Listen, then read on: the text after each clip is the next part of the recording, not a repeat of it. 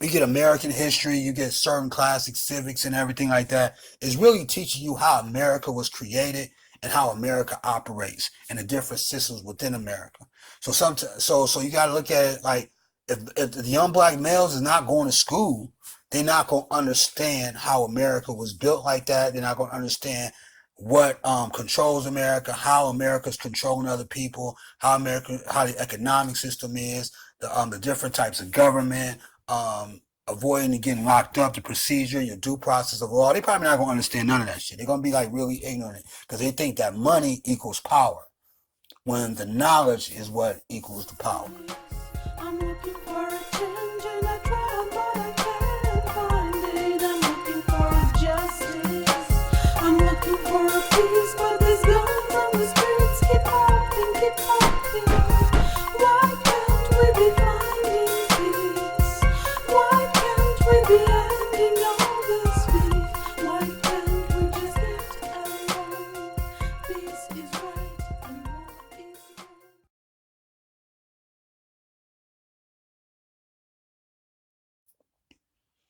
Now we go back to the plot.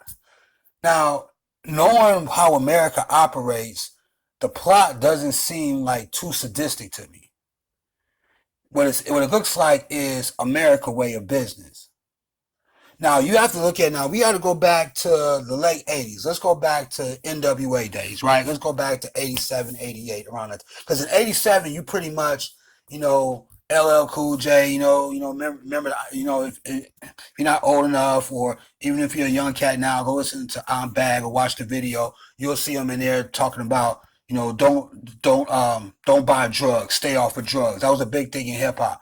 Hip hop was really designed to be able to tell you don't get caught up in the crazy shit. Don't be a crackhead. Don't be a drug addict. You know what I mean? Be a strong black male or whatever it may be. But in the late '80s, NWA came in and they presented the gangster rap. And I'm not gonna say NWA was, I mean, a lot of people say like NWA is the founding fathers of gangster rap, but there was other guys who was doing gangster rap too that NWA was influenced by, and a lot of people was doing gangster rap back in them days that just didn't even have a chance like NWA. So there were gangster rhymes, there was gangster rappers. One of my favorite gangster rappers was Ice-T. Ice-T was back to like Squeeze the Trigger, Pain, shit like that. You know what I'm saying? So the thing is that what was going on, and NWA fought for their right of freedom of speech. They fought for the right to be able to say what they want to be able to say. And a lot of companies didn't want to rock with NWA because of their message, because of the gangster rap shit. It was just hard. It's killing niggas and all that type of stuff. So a lot of people didn't want to fuck with them, but certain people start fucking with them after a time because the demand was out there. People wanted to be able to hear the gangster rap, so the consumer wanted to be able to hear it. They would have been able to sell all those records and everything if the consumer didn't want to hear that type of style, which made them so popular. Now and then as that went on, you start having to push in the way hip hop was going. You seen less of the Queen Latifah types. You seen less of like X Clan. You seen the less of really music conscious daughters. Music that would be able to empower black males and black women in these impoverished neighborhoods. And you start seeing more rappers like NWA talking about kill 'em up, shoot niggas first, that type of thing, which was really pretty much the reality in a lot of neighborhoods that was in the United States. NWA probably wanted to be able to have the freedom of speech to say what the fuck they want to say, and it was their constitutional right to do so. Now, moving forward in the early '90s and everything, I understand there's a wave being pushed. So there's a lot of different. And this is years before the '91 meeting. Now, just follow me on this. It's like 4 years or so before that '91 meeting. Then you start having, Tupac came in there with Tupacalypse Now, where Dan Quayle was like tripping about that shit. He's like, take that shit off the shelves and everything. That shit is like destroying family values and everything like that. Then you had Dolores Tucker. You know what I mean? Everybody know about her, how she was like shitting on Tupac, or whatever, or it seemed like she was shitting on Tupac because she was against gangster rap. She felt like gangster rap was destroying young black males in the community. It was just fucking them up. And then you had going on in '94. You had Luke. I hope this is the right year. If it's not, I apologize. But Luke Skywalker down in Miami. You know what I mean? He's the reason why you were having a parental advisory sticker on your CDs, because he fought for the right of freedom of speech. He fought for the right to be able to say whatever you wanted to be able to say on a song, or because it was considered art. So you had a lot of individuals, white and black, that was trying to stop gangster rap from happening, right? And then you had a lot of gangster rappers who looked at as an opportunity to be able to say like, hey, I could tell my story, and they fought for freedom of speech and the right to be able to do such, to do that, right? So then we get to this meeting in '91.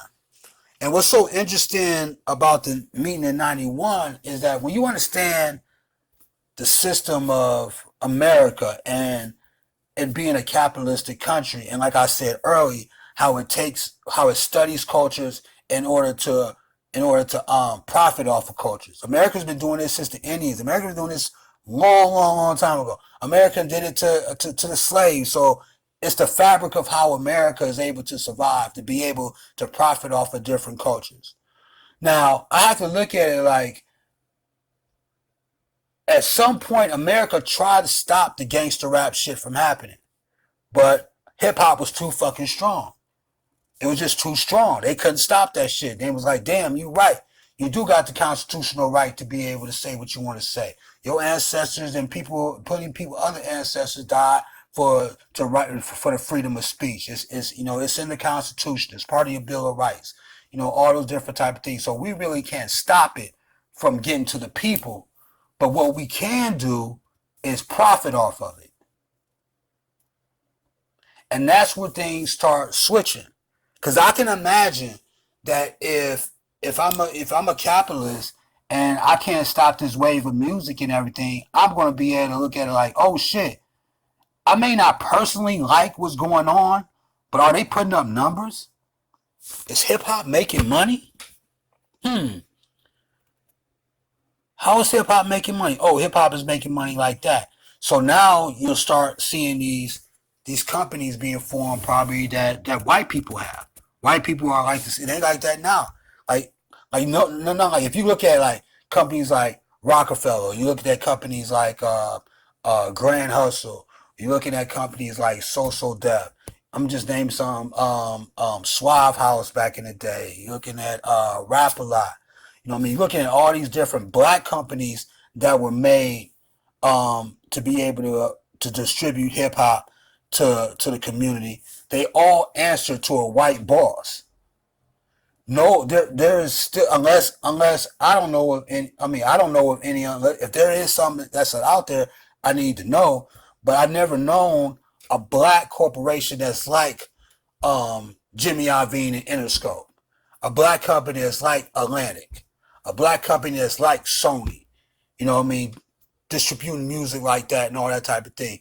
These other companies I just mentioned, like Grand Hustle and everything, they always been like the branch off the tree. They never been the actual tree. They've been the branches of the tree. So white people came in there at some point. I have to look at it at some point to be able to look at it like, hey, we can't stop it, but we can monetize off of it. We can profit off of it. If these niggas out here want to talk about killing each other every damn day, who is us to stop them? They're right. They have the constitutional right to talk about killing other niggas. You do have the constitutional right to be able to talk down on your black women. You do have the constitutional right to talk about selling drugs in the community. You do have the constitutional right to talk bad about other black people. It's your right. It's your freedom of expression. It's your right it's your freedom of speech. It's your right to be able to say what you feel and your opinions about different things. So white people looking at it probably like, hey, I can't stop it. But like I said, I'm able to monetize off of it.